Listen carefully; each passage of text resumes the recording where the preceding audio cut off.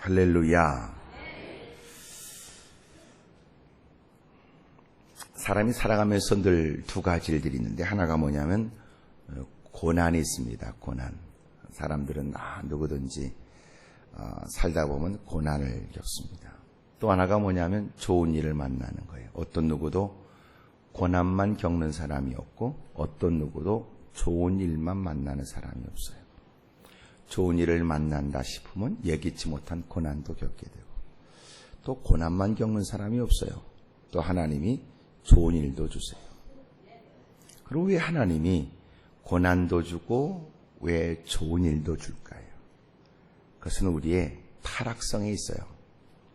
하나님이 좋은 일만 주면 좋은 일인 줄 알까요? 좋은 일만 만나면 좋은 일인지 몰라요. 그래서 고난을 만나면 그게 좋은 일인 줄 알아요. 늘 거친 음식을 먹어본 사람들이 부드러운 음식이 부드러운 줄 알아요. 고난을 겪어야 좋은 일이 좋은 일이었다는 걸 알아요. 참 사람이 못됐죠. 좋은 걸 주면 감사를 몰라요. 어려운 일을 겪어야 그게 감사거리였다는 걸 알아요. 또 인간이 얼마나 나약한가 보세요. 고난만 주면 또 쉽게 포기해요. 그래서 하나님은 우리에게 좋은 일을 통하여 격려도 해요. 하나님은 기가 막히게 이 두 가지를 우리에게 병행해서 우리에게 주세요. 그리고 우리를 다듬어 갖고 가야 될 길을 걷게 하는 거예요. 아니 말로 좋은 말로만 해서 우리가 곧은 길, 가야 될 길을 걸어가면 얼마나 좋아요. 안 가요.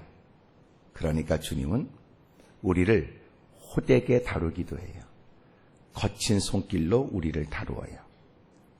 인생 채찍과 막대기로 우리를 다루세요.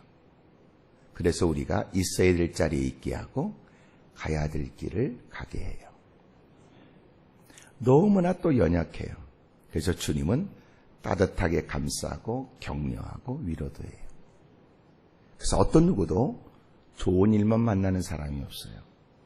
어떤 누구도 나쁜 일만 겪는 사람이 없어요. 혹시나 힘들고 어려운 처지라면 잘 둘러보시지요. 좋은 일, 감사할 거리가 있을 겁니다. 근데 사람이 좋은 일을 만나면 감사하고 찬송하는 건 너무나 자연스러워요. 문제는 시련을 겪었을 때 기도하는 일은 아직도 우리에게 익숙한 일이 아니에요. 그래서 오늘 성경은 고난을 만났을 때 기도해야 된다는 걸 가르쳐주고 있어요. 사람들이 대부분 기도할 때 그것은 웬만할 때 기도할 생각을 하더라고요. 너무나 큰 어려움을 만나면 기도할 생각조차 갖지 못하는 사람 많아요. 여러분들이 올 한 해 좀 더 기도를 해보자라고 하는 굳은 각오와 결단을 가진 게 사실이라면 오늘 이 말씀이 여러분들에게 더 큰 기도에 힘을 더하게 되는 말씀이 되길 바랍니다. 오늘 성경에 제가 기도에 관해서 말씀을 드리면서 제목을 기도할 것이요 라고 했습니다. 자, 그렇다면 기도하면 어떤 역사가 있게 될까요? 기도하면 이런 사건들, 이런 역사가 있습니다. 첫째 13절에 보니까 고난당하는 자가 있느냐 그랬어요. 그는 기도해라. 그러니까 기도는 고난당하는 사람을 위기에서부터 벗어나게 해요. 이런저런 시련과 역경을 만났거든 하나님께 엎드려 기도하시길 바라요. 기도하면 고난의 문제가 해결이 됩니다. 자, 두 번째로 기도하면 어떤 문제가 해결되는가 보세요. 14절 너희 중에 병든 자가 있느냐 그는 교회의 장로들을 정할 것이요. 여기에 교회의 장로들을 이 말은 초대교회 때 모든 교회의 지도자들을 그렇게 칭했어요. 그는 교회의 장로들을 정할 것이요. 그들은 주의 이름으로 기름을 바르며 그를 위해서 기도해라. 그러면 기도하면 병든 자가 구원된대요. 그러니까 기도하면 질병의 문제가 해결돼요. 물론 저는 병원이 없어야 된다 이렇게 생각하지 않아요. 하지만 의사가 진료하고 의사가 수술을 하고 의사의 처방에 의해서 약은 먹지만 약의 효능, 수술의 결과, 그리고 생명은 하나님께 있습니다. 똑같은 약을 먹고 똑같은 효능이 나타나지는 건 아닙니다. 뛰어난 의사의 집도 아래 수술을 받았는데도 다 사는 거 아닙니다. 생명은 하나님 손에 있습니다.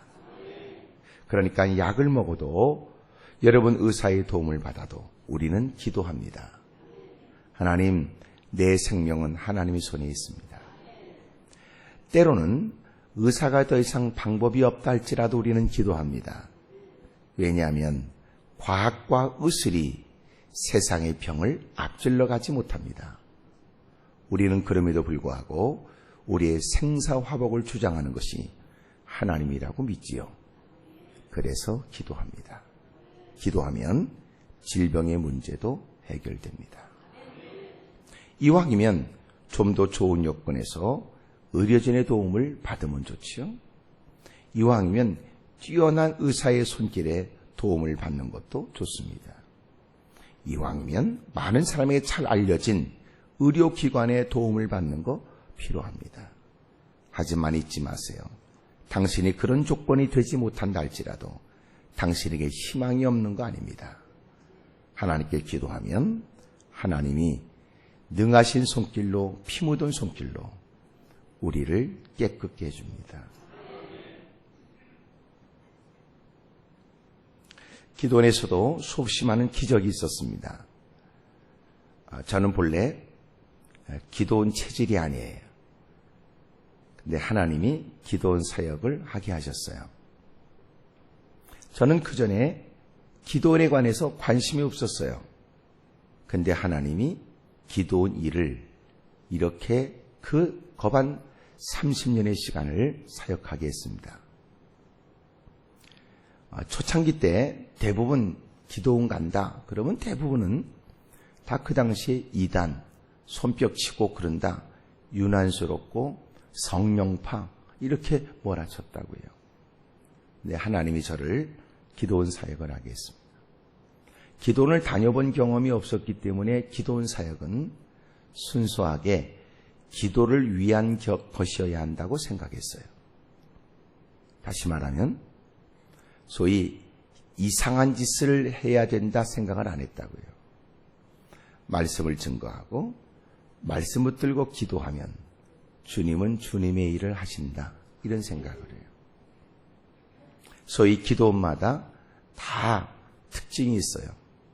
어디는 혹 여러분 누군가 아시겠지만 개도 방언한다 뭐 이런 기도원도, 어디는 소위 말해서 뭐 이렇게 은사, 치유의 은사 이런 거, 또 어느 기도원은 안수라는데 꼭 눈을 쑤셔가면서 하는 데도 있어요.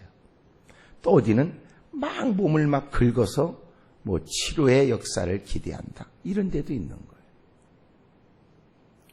근데 저는 하나님께서 말씀을 전하게 하고 또 기도하면 역사는 주님이 하신다 생각했어요.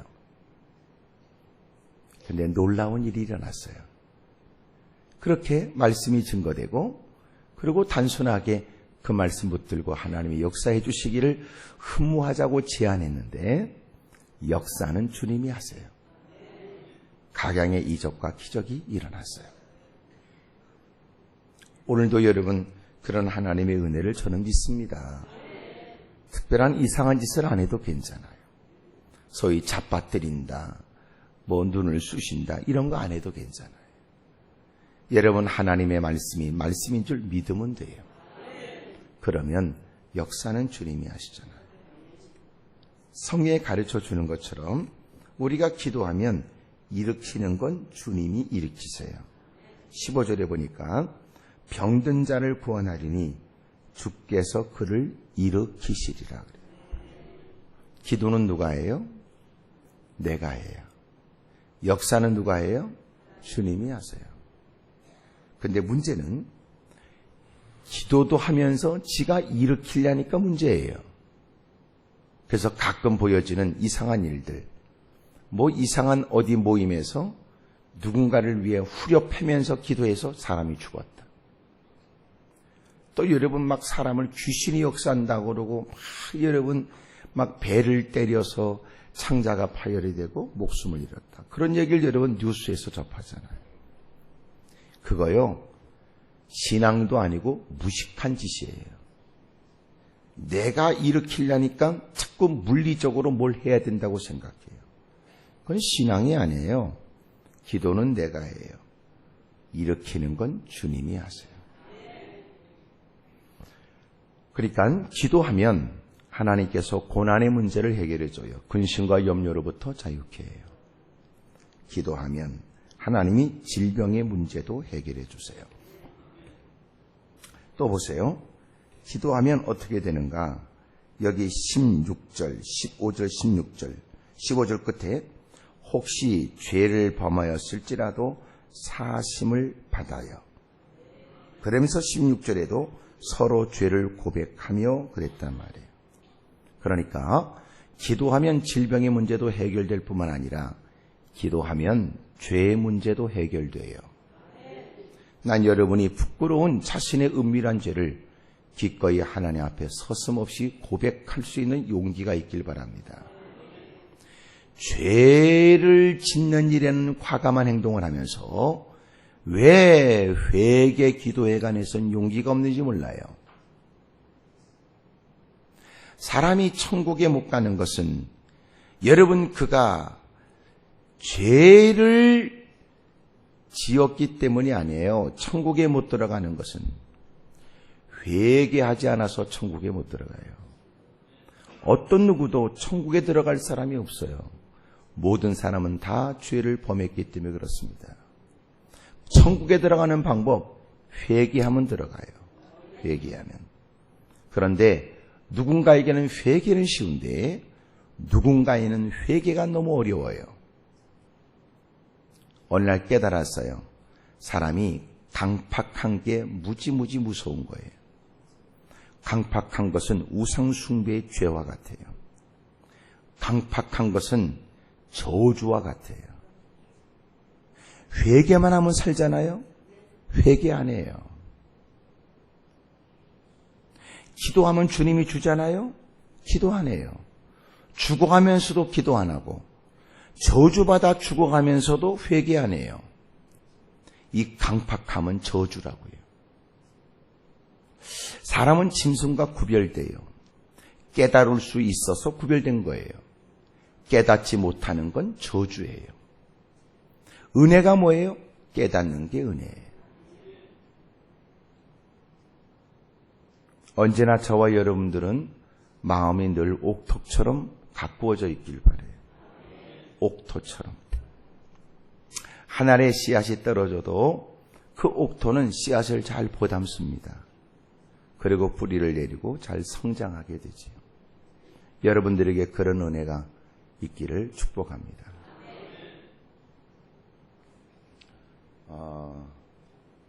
온풍기가 어디에 있어요? 이거 온풍기입니까? 안에? 저 뒤에서 트는 거예요? 그걸 좀 꺼주실래요? 네.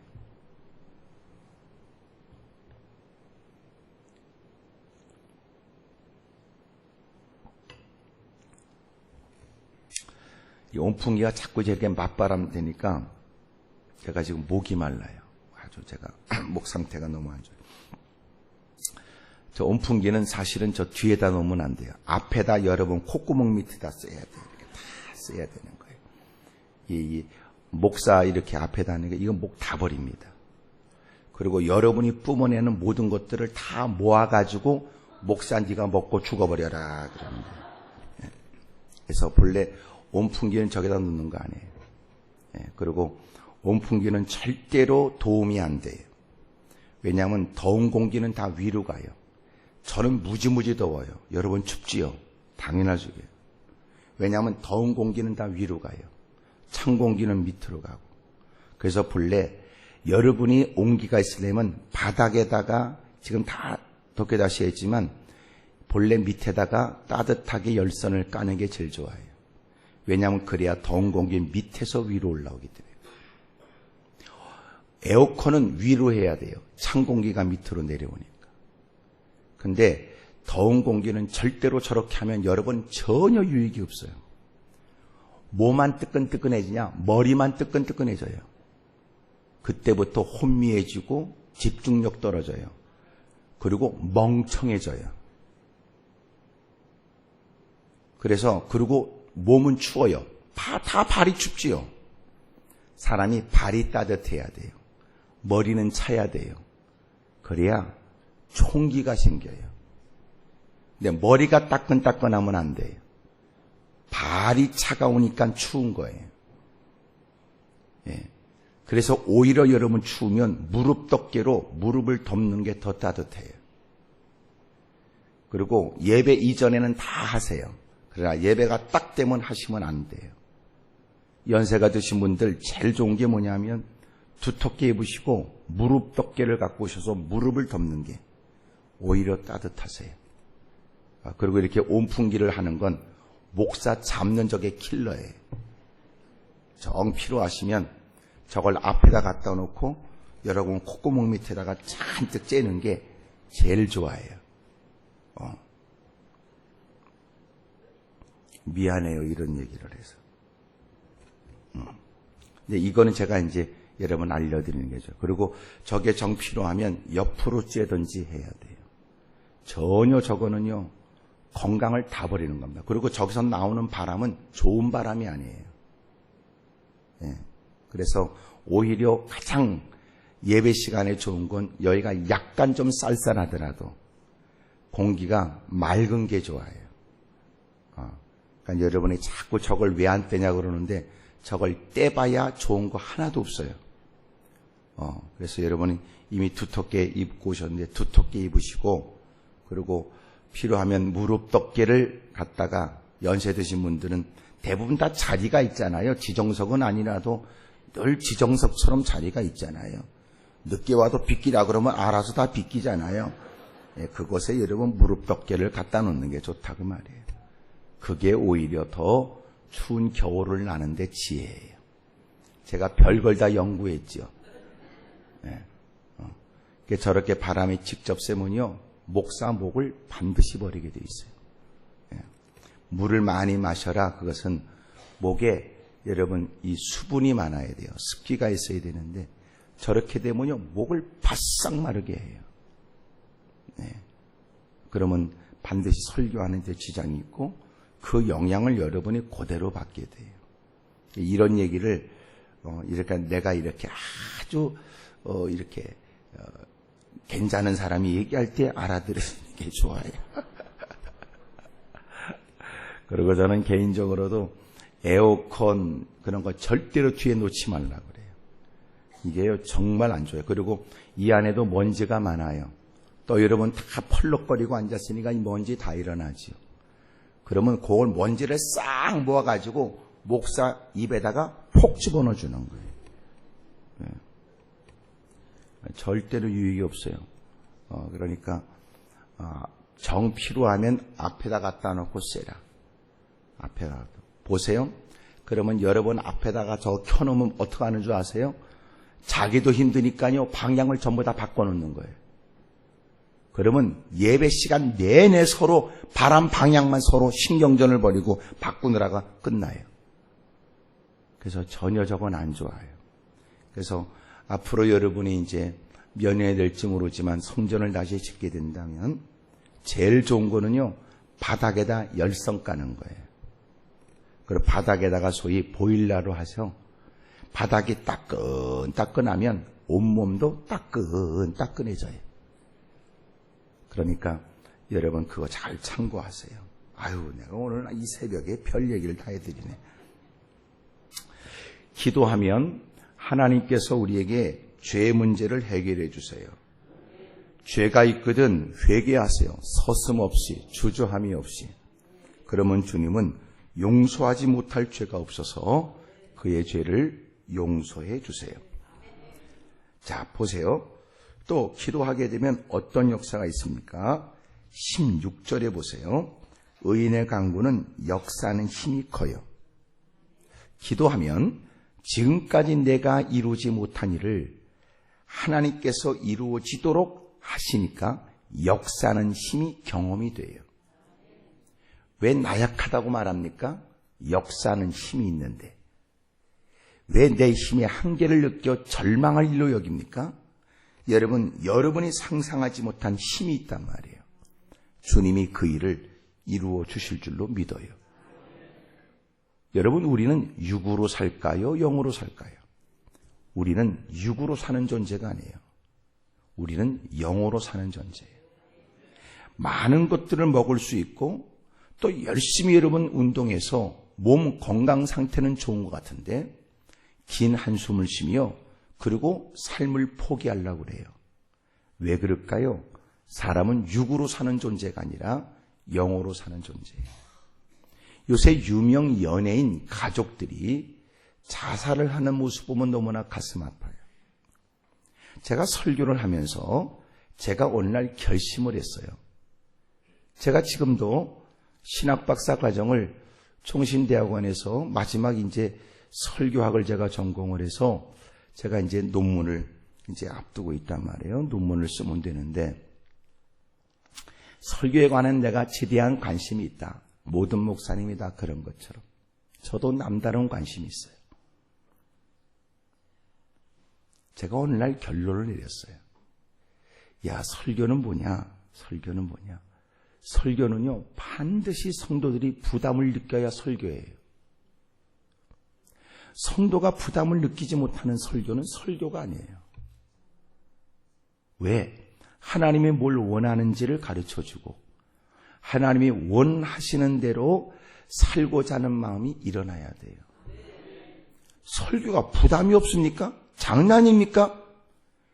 TV 하나를 봐도 마음에 느끼는 감동이 있고 때로는 잠자리에 누워서도 여러분 남편과 더불어 아내와 더불어 도란도란 얘기도 할 수 있는 소재가 가슴에 느껴지는데 설교를 들었는데 느낌이 없습니까? 그게 무슨 놈의 설교냔 말이에요. 저는 설교를 듣고 그냥 자리에서 일어나면 안 된다. 고민이 생겨야 된다. 눈물이 필요하다. 새로운 결단도 있어야 된다. 그냥 집에 가냐? 설교를 듣고도 집에 가서 아무 일이 없는 것처럼 살아가냐? 이거는 견딜 수 없는 분노가 일어나야 된다. 그래서 예배를 드리고 나서 그의 삶은 한 가지라도 변화가 시작되어야 되고 두 가지라도 변화가 시작되어야 된다. 그래야 예배 횟수가 늘어날수록 그의 삶에는 변화가 있다. 그 숱한 예배를 동참했는데 당신에게 일어난 변화가 뭐냔 말이에요. 이건 불행이다.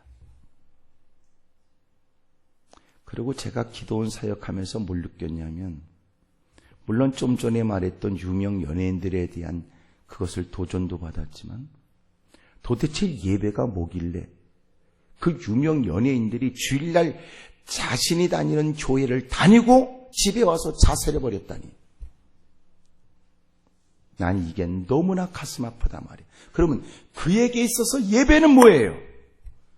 예배가 너의 자살을 독려했냐? 예배가 너로 하여금 더 자살은 바른 일이라고 가르쳐줬느냐?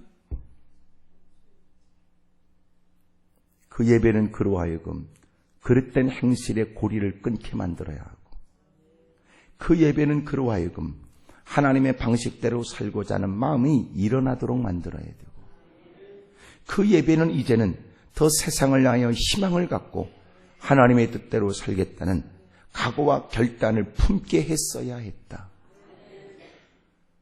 무슨 예배였길래 어떤 개떡 같은 예배였길래 예배를 드리고 집에 가서 스스로 목숨을 끊을 끔찍한 일을 결단했냔 말이에요.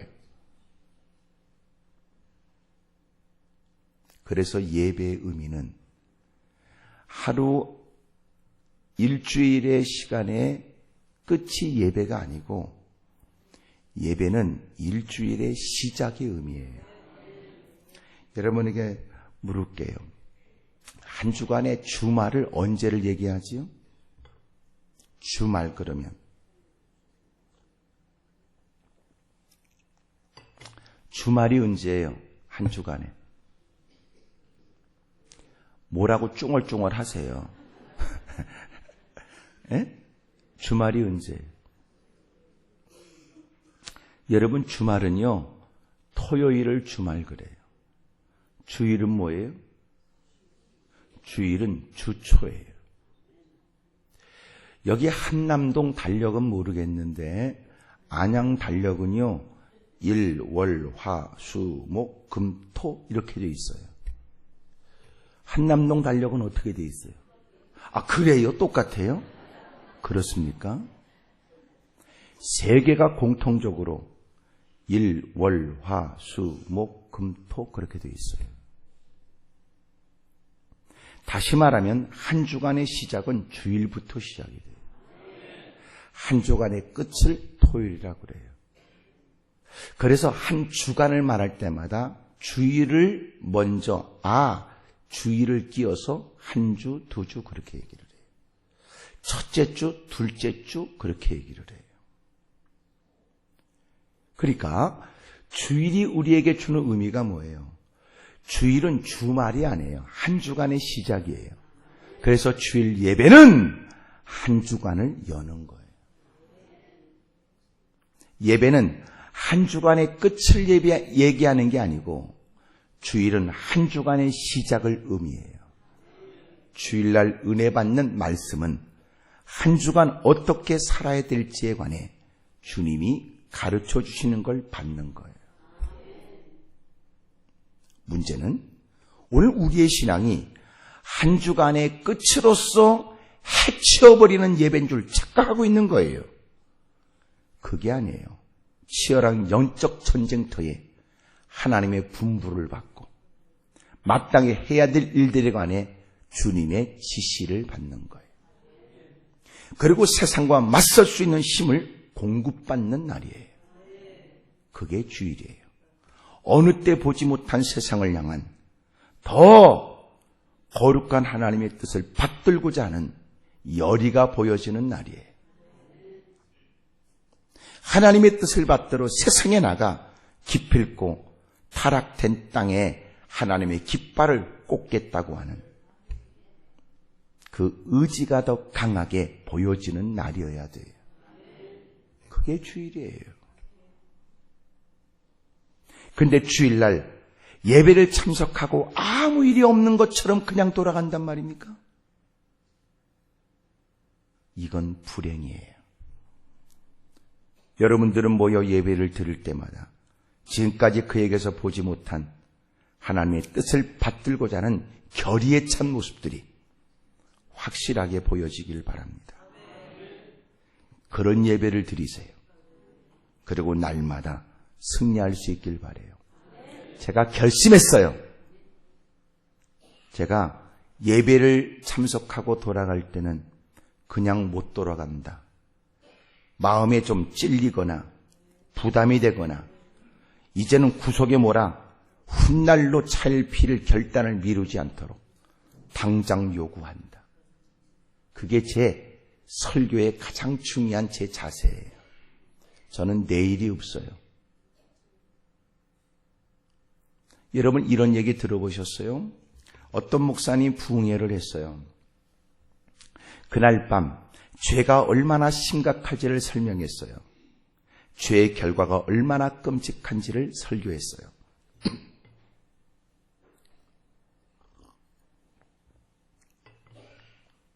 사람들은 죄에 대한 경각심을 가졌어요.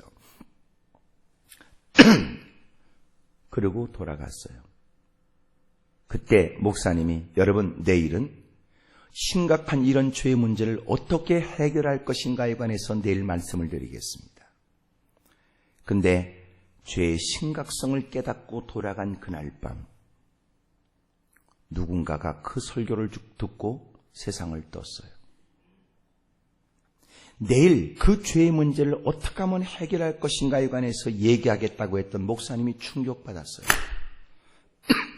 그날 밤이 그에게 마지막 밤이었다면 그날 그에게 죄에 대한 심각성과 더불어 죄의 문제를 어떻게 해결해야 될지를 내가 가르쳐 줬어야 했다. 저는 기도원에서 다양한 사람을 만납니다. 기도원에 자살을 하려고 올라온 분도 많았어요. 약봉지 가지고 올라왔답니다. 그리고 그 설교를 마지막 설교라고 접하고 자기 인생을 끝내겠다고 올라온 거예요. 근데 그 설교를 듣고 약봉지를 던져버렸어요. 그리고 이제부터 주를 위해 살겠다는 사람이 적지 않게 많았습니다. 하나님이 제게 깨닫게 하셨어요. 너는 이 설교를 너는 언제나 할 때마다, 너는 늘 강단에 서서 말씀을 전할 때마다 지금 누군가는 옆에 사람도 가족도 전혀 느끼지 못하는 삶을 끝내야 되겠다는 사람이 있다는 걸 잊지 말아라. 혹시나 오늘 아니고 내일도 있다고 하는 사람, 그들이 지금 긴급한 게 아니라 지금 이 시간을 마지막이라고 생각하는 사람이 있다는 걸 잊지 말아라. 그래서 제 설교는 다음 있는 설교보다 지금만 존재하는 듯한 설교이기도 해요. 그래서 때로는 여러분을 다구치거나 여러분의 결단을 촉구하지요. 저는 개인적으로 사역을 하면서 이것이 기도원 사역자로서만 가슴에 품어야 될 일은 아니라고 저는 생각합니다. 그래서 저는 약간 설교가 자극성도 있어요. 그래도 적어도 부흥회라면 적어도 그만큼 자극되는 건 충분히 여러분이 수용할 자세가 됐다고 생각하거든요. 여러분 설교 시간에 여러분의 마음을 비율을 맞춰주는 걸 원하지 마세요. 하나님의 뜻을 알고자 하는 마음을 가지고 여러분 인간에 자꾸 나약해지고자 하는 여러분의 마음을 뛰어넘으십시오. 하나님 제게 뭘 원하는지 가르쳐 주십시오. 제가 뭘 해야 될지를 깨닫게 해 주십시오. 그래야 여러분 예배 횟수가 늘어날수록 여러분의 속사람은 강건해지고 여러분의 삶에는 하나님의 크나큰 은혜가 임하게 되지요. 기도하면 고난의 문제가 해결됩니다. 기도하면 질병의 문제가 해결됩니다. 기도하면 죄의 문제가 해결됩니다. 기도하면 지금까지 경험하지 못한 하나님의 능력과 역사를 체험할 수 있습니다. 왜 자신의 나약하다고 한숨 쉬세요? 기도하셨습니까? 왜 더 이상 방법이 없다고 절망하십니까? 기도하셨습니까? 왜 돕는 사람이 없다고 낭망하십니까? 기도하셨습니까? 여러분, 우리는 놀라운 건 여러분 기도에 힘써보겠다고 생각도 하지 않은 채 자꾸만 우리는 스스로 힘없이 무너져 좌절하고 절망할 생각만 하는 거예요. 이것은 마귀적 사고예요. 길이 없어서 한숨 쉬는 건 이해가 돼요. 방법이 없어서 절망하는 것도 동정을 받을 수 있어요. 하지만 주님은 기도하면 얻게 하고 찾으면 찾게 하고 두드리면 열어준다고 말씀하잖아요. 주님은 졸지도 않고 주무시도 않으니 여러분 본래 24시간은 주님이 벌써 시작하신 거예요. 한 번은 제가 어디 24시간 돼 있어서 가봤어요. 문이 잠겨 있더라고요. 썬팅만 간판만 24시간이지 24시간이 아니더라고요. 여러분 핸드폰 무선 통화는 주님이 진작 시작하셨어요. 어디서나 여러분 다 여러분 빵빵 터져요. 아무도 돕는 사람이 없는 그 홀로 있는 공간에서도 주의 이름을 부르면 주님이 그의 기도를 들으세요. 여러분 긴박한 중에도 주의 도움을 청하면 주님은 긴박하게 역사하세요. 그런데 우리는 못된 걸 배워서 기도가 먼저가 아니고 절망이 먼저예요. 더 놀란 건 누군가 그에게 기도하면 당신은 살 수 있다고 하는 기도에 대한 동료도 거절해요. 기도하면 놀라운 일이 일어납니다. 뿐만 아니에요. 기도하면 여기 17절, 18절을 보니까 여러분 엘리야가 등장을 합니다. 엘리야가 하나님께 엎드려 간절히 기도하니까 하늘이 닫히기도 하고 하늘이 열리기도 했어요. 우리는 하나님을 믿어요. 그리고 그 모든 것들은 하나님께 속한 일이라고 확신해요. 그래서 우리는 기도합니다. 지금도 놀라운 일은 계속 일어나고 있어요. 기도하면 돼요. 당신의 수중에 돈이 없어도 당신이 기도할 수 있다면 당신에게는 상상하지 못한 일이 일어날 수 있죠. 당신이 돈이 있는데도 돈을 안 쓰는 것과 달리 쓰고 싶어도 쓸 돈이 없어 하나님께 절박하게 눈물 쏟아 기도한다면 하나님이 응답해 줘요. 어느 날 이런 일이 있었어요. 독일에서. 여러분, 남편도 없어요. 홀로 있는 처지에 너무나 그는 그렇게 허기짐으로 살았어요. 하나님을 믿는 믿음으로 간절히 기도했습니다. 하나님, 제게 빵 좀 주세요. 그리고 소세지도 좀 주세요. 그리고 제게 과일도 좀 주세요. 여러분, 하나님께 흐느껴 울었습니다. 동네 못된 불량배들이 지나가다가 그 여인의 간절한 애절한 기도가 여러분 창문 너머에 들려지는 소리를 들었어요. 그래서 청년몇이 저 아줌마 골탕 먹여야 되겠다 생각했어요. 그래서 각자 집에서 여러분 큰 바구니에다가 빵을 담고 그리고 소시지를 담고 과일을 담았어요. 그리고 여러분 그 문 앞에다 갖다 놨어요. 초인종을 눌렀어요. 기도하고 있던 여인이 그 초인종 소리에 기도를 멈추고 그러고 나왔어요. 보니까 아무도 없는데 큰 바구니에 빵과 소세지와 과일이 있는 거예요. 그런 소리를 옆에서요. 하나님, 이렇게 빨리 역사하셨군요. 하나님, 감사합니다. 그랬더니 골탕 먹이려고 숨어있던 청년들이 딱 나왔어요. 아줌마, 웃기고 있네. 하나님 웃기고 있네. 우리가 당신 골탕 먹이려고 이거 갖다 놨어. 하나님이 역사에 헛소리하고 있네. 그러니까 그 아주머니가 웃으면서 그 바구니를 갖고 들어가면서 하나님은 이렇게도 역사하지요. 그러고 갖고 들어갔다.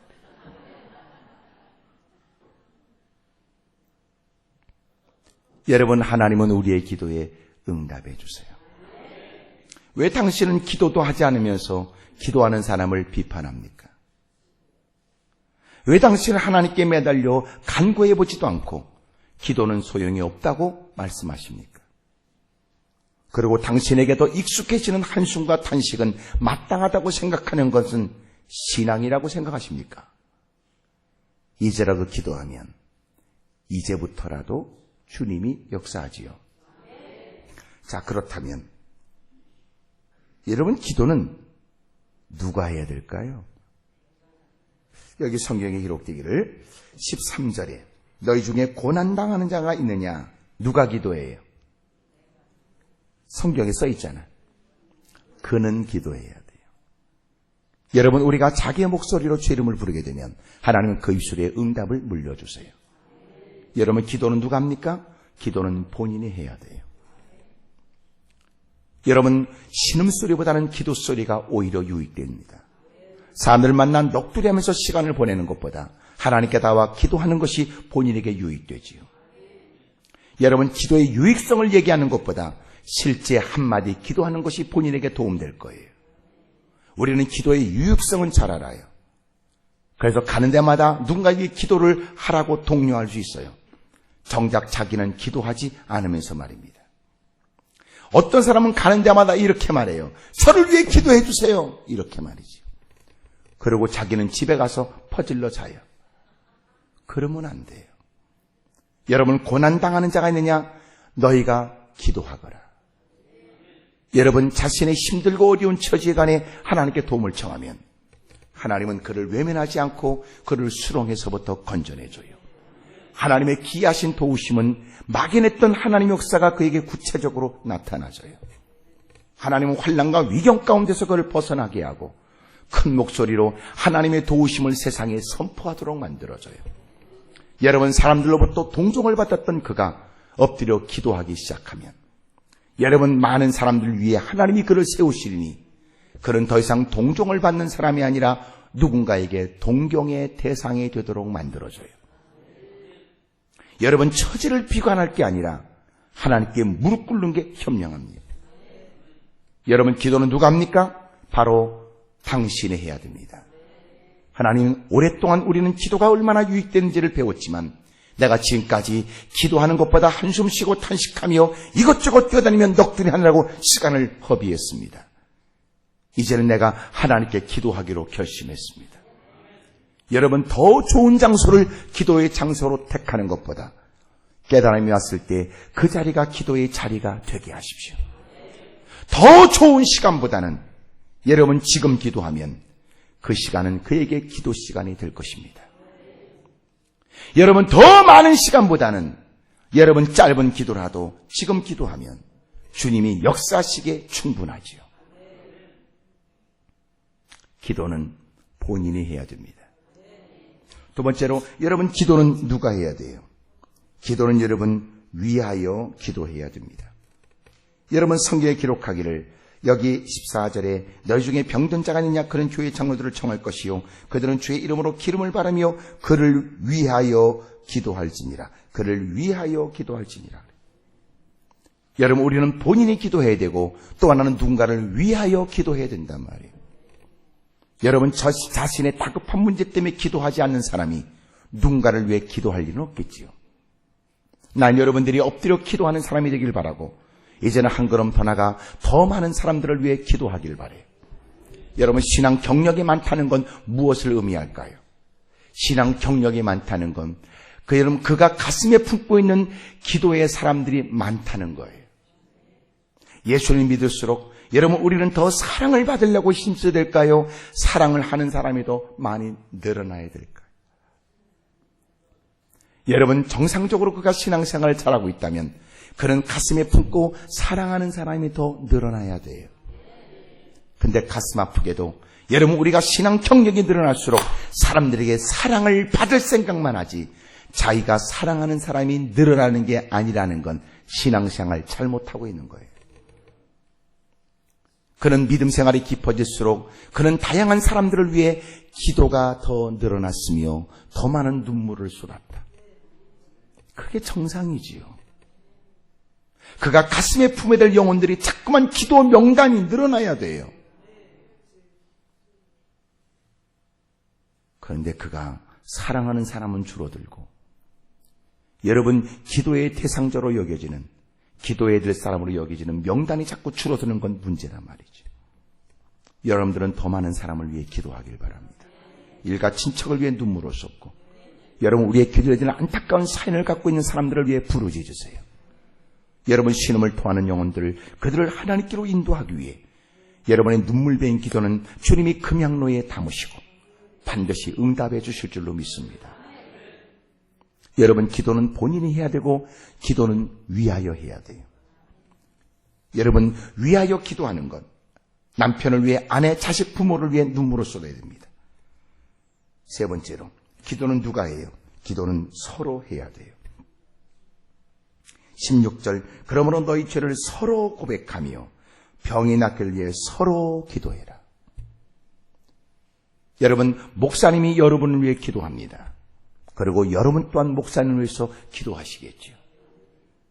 여러분 기도는 서로가 피차 기도해야 돼요.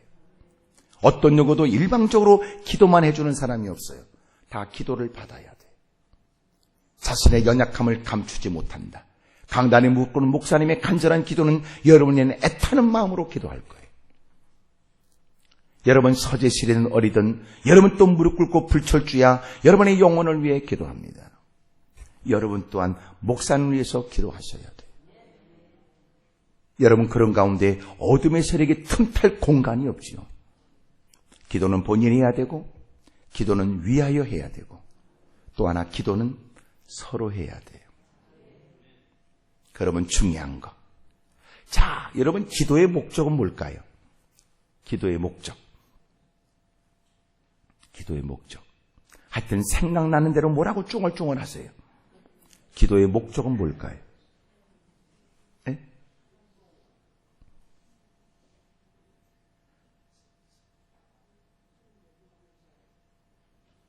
나보고 대답하라는 거예요. 기도의 목적은 응답이에요. 응답.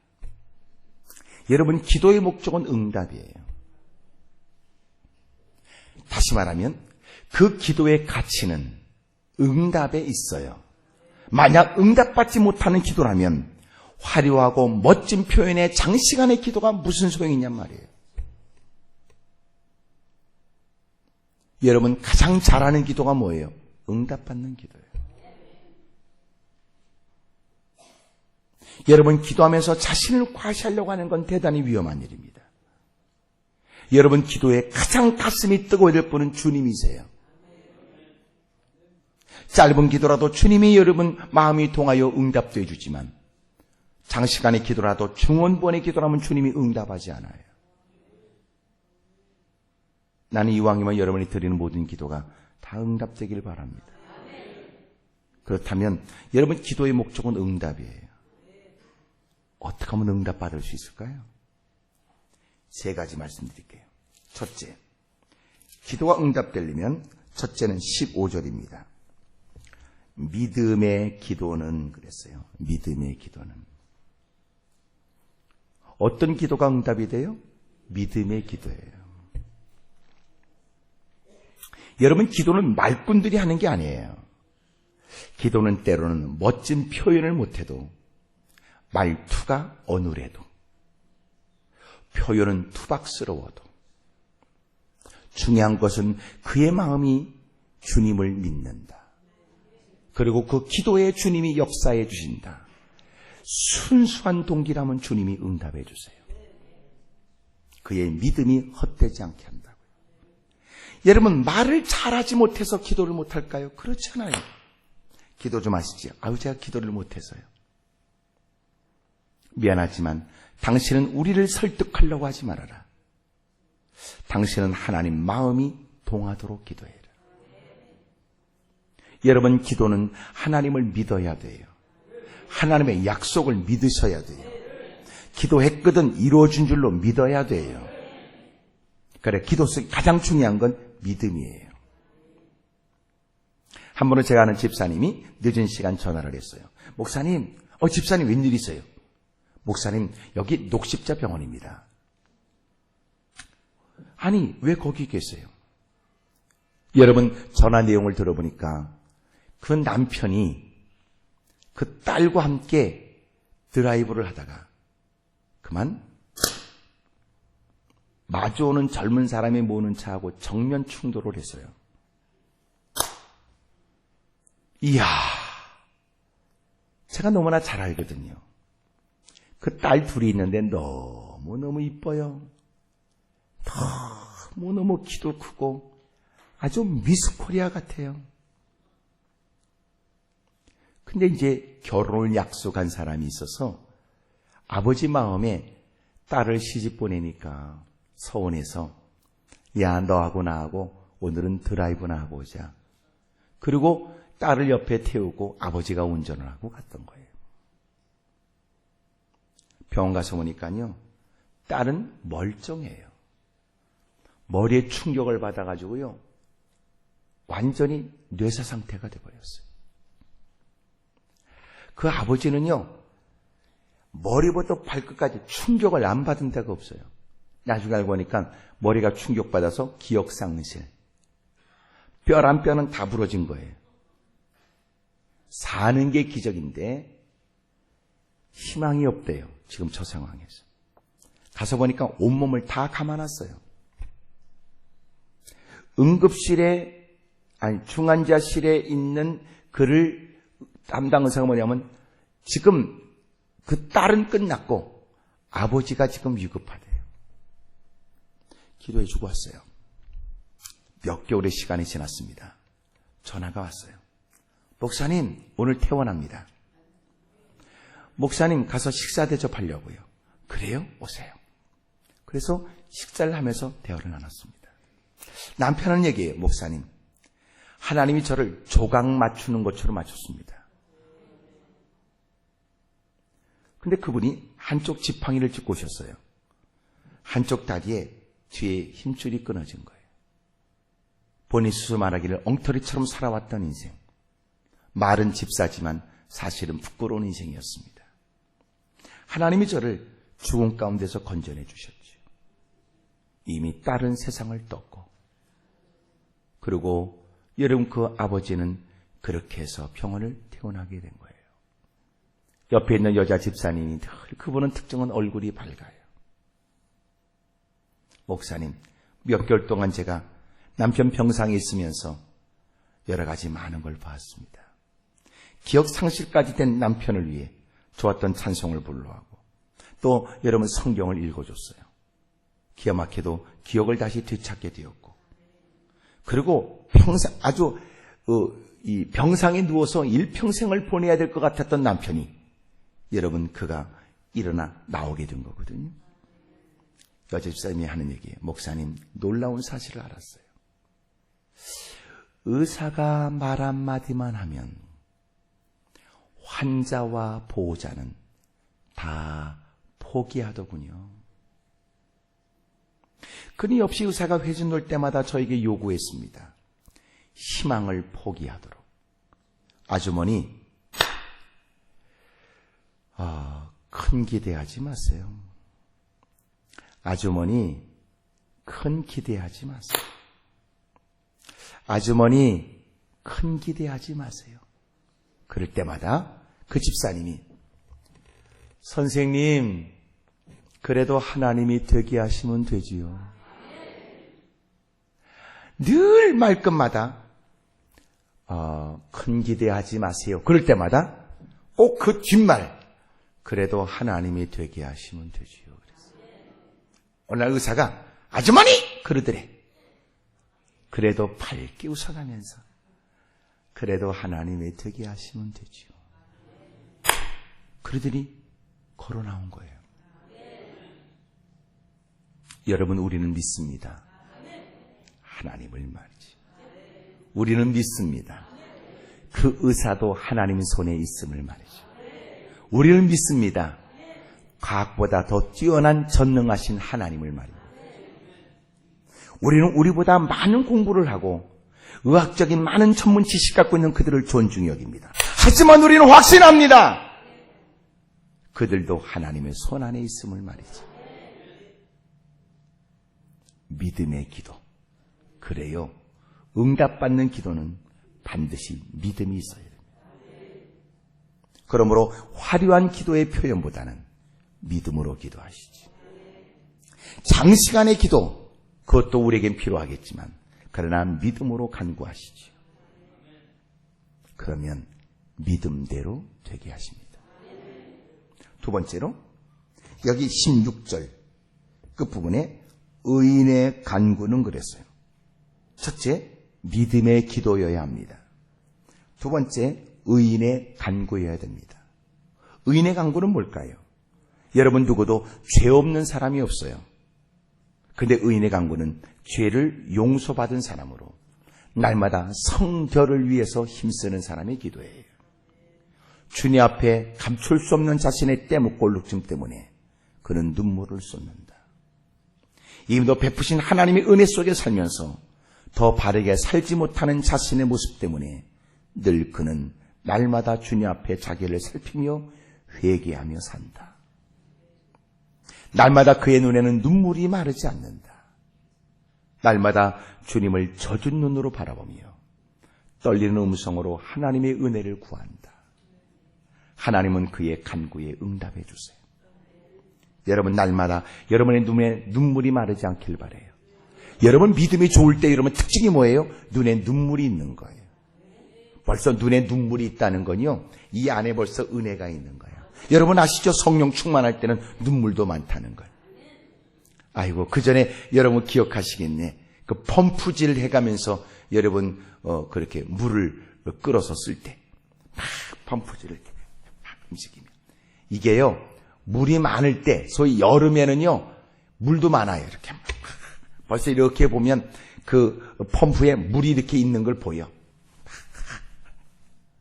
그럼 막 왈칵 왈칵 쏟아내지. 건기 때가 되면 물이 없어. 그래서 한 바가지를 탁 퍼가지고 확 부어. 이걸 뭐라고 그래? 마중물이라고 그래. 물을 부어. 그리고 물을 그냥 붓고, 웬만할 때는 물을 붓고 움직여. 그러나 더 마르면 어떡하느냐? 물을 집어넣으면서 움직여. 안 해보셨나? 움직이면 점에도 물이 끌려오는 게 손끝에 느껴져. 그러면 힘있게 눌렀다가 올렸다가 눌렀다가 그러면요 드디어 물이 왈칵왈칵 나와요. 근데 더 건기 때가 되면 물을 집어넣고 막 움직여도요 밑에 꼭 마귀가 있는 것 같아. 쑥 괴성을 지르고 그 물을 뺏어간다고요. 지금 제가 무슨 얘기하려는지 아시지요? 보세요. 우리에게 있는 그거. 솔직히 하나님께 엎드려 기도할 때요. 가슴이 뜨거워져 있으면 눈물이 있는데 눈물이 마른 거는 속이 말랐다는 거거든. 솔직히. 그래서 벌써 눈에 눈물이 많은 건 은혜를 상실한 거야. 눈이 뽀송뽀송한 거. 그거요. 은혜를 잃어버려서 그래. 오늘 하나님께 기도하시지요. 하나님, 한때 그렇게 눈물이 많았던 그때로 돌아가고 싶습니다. 제게 눈물을 주세요. 그전에는 새벽 기도도 눈물도 많았는데 기억하세요? 새벽에 교회 안에는요 늘 여러분 기도할 때마다 다 흐느끼며 기도했다고. 아버지 그랬다니까. 남편을, 아내, 자식, 부모를 위해 나라와 민족을 가슴에 안고 그래 기도했다고. 근데 요새는요 전부 다 기도를 들어보면 건조해. 건조하다. 오늘 다시 눈물이 있는 기도가 시작되길 바라요. 세 번째 보세요. 어디 뭐냐면 17절. 엘리야는 우리와 성정이 같은 사람이로되 그가 비가 오지 않기를 어떻게 기도했어요? 첫째는 믿음의 기도, 두 번째는 의인의 간구, 세 번째는 간절히 기도야. 간절히 기도. 간절히 기도는 어떤 분이 이렇게 표현했어요. 간절히 기도는 간이 저리도록 기도하는 거다. 사력을 다하여 힘써 기도하는 기도라는 게 의미가 전달되잖아요.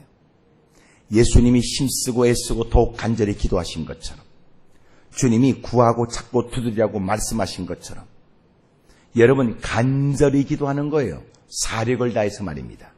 하하, 이걸 보면 기도가 응답되려면 기도 속에 믿음이 담겨 있어야 되고 기도 속에 땀이 배어 있어야 되고 눈물도 적셔져 있어야 되겠다.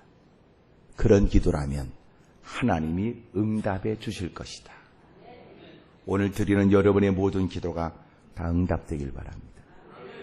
자, 그렇다면 오늘 성경의 결론이 뭘까요? 결론. 중요한 내용이니까 들어보세요. 18절 여러분이 읽으시면 좋겠네. 18절 시작.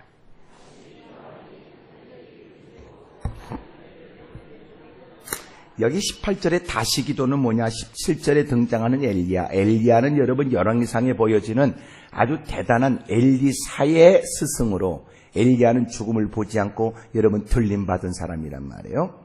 근데 그 엘리야가 하나님의 사역을 감당하면서 놀라운 건 이 엘리야가 아합과 이세벨이 하나님을 등지게 되면서 바알과 아세라를 섬기는 그 땅, 하나님이 이 땅에 이것들이요 바알과 아세라가 전부 다 풍족함과 넉넉함을 주는 줄 알아요. 하나님 이들에게 우로를 멈춰지게 해주세요. 이들이 쫄쫄 골마봐라. 땅이 거북등처럼 갈라져야, 야, 우리가 바알로 사는 게 아니고 아세라로 사는 게 아니야. 하나님의 은혜로 산다. 이거 가르쳐 주세요. 그래서 기도했더니 하나님이 우로를 3년 반 동안 멈추게 했어요. 비도 없고 이슬도 없는 땅.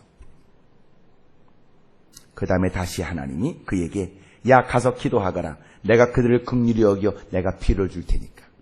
그래서 그가 열왕기상 18장에 드디어 가서 기도를 해요. 무릎을 꿇고 두 무릎 사이에 머리를 집어넣었어요. 그리고 간절히 기도했어요. 멀리서 지중해에서 손바닥만한 구름이 떠올라요. 온 하늘을 새까맣게 덮었어요. 장대비가 쏟아져요. 그리고 그 땅은 해갈이 돼요. 가지 끝에는 열매가 있게 됐어요. 땅은 소산을 내기 시작했지요. 여러분, 그 얘기예요. 엘리야가 기도했더니 하늘은 닫혔고, 그리고 다시 기도하니까 하나님이 하늘을 열어줬다는 거예요. 그렇다면 저는 오늘 결론은 이 다시 기도 요 말을 난 붙들고 싶어요. 이 말을 이렇게 말입니다. 여러분도 한때 누구 못지않은 기도에 열심히 있었던 때가 있으셨지요. 근데 그 열심을 잃어버렸거든. 다시 기도해야 된다는 거예요. 이만큼 교회가 여러분 발전되어 오는 과정 속에 여러분 누구보다 눈물을 쏟고 기도하여 하나님이 주신 은혜가 있었던 건 사실입니다. 제가 이렇게 올라오면서 제가 생각했어요. 그래, 옛날에는 다 교회를 꼭대기에 졌다다. 그전에는요, 전부 다 교회가 꼭대기에 있었어요. 왜냐하면 교회는 가장 높은 곳에 사람들이 우러러보는 곳에 있어야 된다고 다 생각했어요. 그래서 그전 교회는요, 전부 다 산 꼭대기에 있었어요. 제가 그전에 섬겼던 교회는요, 이렇게 산 꼭대기에 있어가지고 교회가 짓는 동안 어려움이 많았어요. 꼭 술 취한 사람들이 교회를 질 때 꼭 오면 횡패 부리고, 교회를 짓고 나서도요, 창문 열고 막 똥 갖다 붓고. 그러는 적이 놀라운 건 교회 건축하는 거 방해하는 사람, 똥 갖다 분 사람들 죽어버린 거야. 그래도 동네가 소문났어. 그 교회 건들면 죽는다. 그 소문이 퍼져가지고요, 그 교회는 여름에도요, 문 다 열어놓고 예배드려. 그래서 어떤 사람은 교회 나왔는데요, 집에서 회개하고 교회 나온 사람이 있어요. 무슨 말인지 잘 모르시네. 그 어렵고 힘든 지역에 목사님이 강단에서 막 말씀을 전하면요, 어떤 사람은 집구석에 있다가 그 말을 듣고 회개하고 나온 거야. 그러니까 그 교회가 산꼭대기에 있으니까 말이죠, 막 마이크를 통해서 설교하면 동네에서 다 들린 거지. 동네에서. 그리고 그 산꼭대기에 있는 교회에서 옛날에 종치고 참배를 울리고 그러면요, 동네가 다, 여러분 다 알았다고. 제가 첫날 이렇게 오면서요, 야, 옛날엔 다 그렇게 꼭대기에 졌지. 그러고 올라왔어, 내가. 예? 여러분도 이렇게 지금까지 교회가 역사를 자랑하듯이 그냥 듣겠어요? 기도하셨지. 문제는 다시 기도해야 돼. 다시 기도. 다시 그 열정이 일어나셔야 된다고. 제가 볼 때는 우리 장로님들, 권사님들이 저력을 발휘하셔야 돼. 예? 다시 여러분 눈물 베인 애절한 사력을 다한 기도의 모든 것이 달려있는 것처럼 그렇게 기도가 시작되면 교회는 큰 역사가 다시 일어나게 될 줄로 믿습니다. 할렐루야. 저도 다시 좀 기도해야 돼. 아이고, 저도 이 젊은 나이인데도 사실은 이렇게 참 바닥에 제가 이렇게 눕질 못해요. 참 벽에 등을 잘 못 대고. 왜냐하면 등에 담이 있어요. 찬 기운을 느낀다고. 그러면요, 이 찬 기운이 이 등으로 확 들어오는데요, 이 담이 저를 괴롭게 하면 손가락 하나 까딱도 하기 어려워요. 이 무슨 말인지 모르시는 분들은 다 이런 일을 겪으라고 그럴 수도 없고 말이지. 이 눈비를 맞아가면서 산기도 하느라고 여러분 그 시간 속에서 하나님이 제게 주신 흔적이라고 생각을 해요. 그럼 제가 왜 그렇게 또 기도하고 몸부림쳤느냐? 그땐 다 그랬지요, 뭐다. 하나님밖에 없다고 믿었고 또 하나님이 돕지 않은 사역도 어렵다고 생각했으니까 그땐 다 그랬지. 그땐 여러분 기도를 해도 산에 올라가서 산기도해야 되고 또 여러분 남의 무덤 거기 가서도 기도했다고. 왜냐하면 그 당시에 사람들이 갖고 있는 생각들이 뭐냐면 귀신과의 전쟁을 한판 벌여야 되고 무덤에는 귀신이 있다고 확신했고 12시에 올라가야 최대로 그놈들이 활동할 때 한판 붙어서 이겨야 사역에 여러분 큰 능력을 발휘한다고 생각했으니까 그러고 올라가서 기도하고 몸부림치고 그러면서 제가 이 등에 담을 얻은 거예요. 근데 감사하게 생각하죠. 몸부림쳐 또 기도하고. 아휴, 그때는 그걸 너무나 당연하게 생각했는데, 기도하고 내려와도 또 구석에 또 들어가서 또 주의 이름을 부르고 눈물을 쏟았는데, 요새는 말이죠, 사역은 늘어났는데 기도가 줄어드는 것 같아요. 이게 솔직히 여러분 다 인물 없이 친정 식구 같으니까 내가 솔직하게 여러분 우리끼리니까 하는 얘기예요. 여러분은 어떠십니까? 여러분, 우리 다시 기도하자고. 다시. 하나님, 한때 내 가슴에 붙었던 기도 열정을 다시 허락해 주십시오. 기도하고 나서 돌아서도 또 여러분 더 많이 기도해야지 또 새롭게 갖고 왔나. 근데 요새는 여러분 기도 시간이 줄어드는 거예요. 다시 여러분 기도하기 시작하면 놀라운 은혜가 교회 가운데도 있게 될 줄로 믿습니다. 두 손을 높이 들어요. 두 손을 높이 드세요. 주먹을 꽉 거머쥐고. 옆에 사람 기도에 마음 뺏길 것도 없고, 오늘 보니까 우리 어린아이들도 나왔네. 너무너무 착하다. 학생들 나왔네요. 너무너무 고맙네. 젊은이들 다 축복합니다. 여러분의 눈물 어는 기도에 여러분 가정의 삶에 좋은 일이 많았으면 좋겠어요. 기도 잘 못해도 괜찮아요. 주의 이름을 부르면 주님이 응답해 주지요. 여러분 구체적으로 도움을 여러분 표현할 수 있다면 하나님의 놀라운 사건이 일어나게 될 거예요. 우리 큰 목소리로 주여 세 번 하고 통성한절에 기도합니다. 주여.